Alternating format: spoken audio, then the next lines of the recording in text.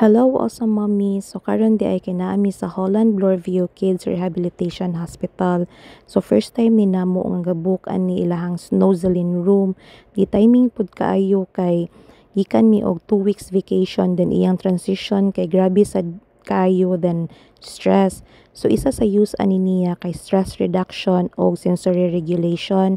So kani nga time na ami kuyog nga therapist para mo guide na mo unsaon paggamit ang equipment, then dili ion tanan equipment para dili ma-overwhelmed ang bata, then hatag po siya gamay nga rules sa room sa mga parents gani kung saan pag-guide ang bata.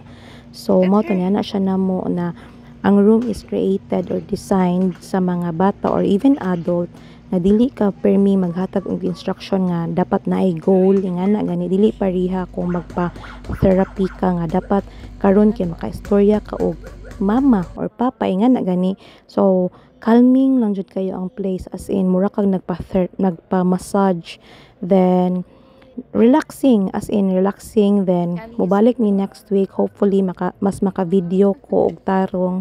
So mao ra to mga moms, bye.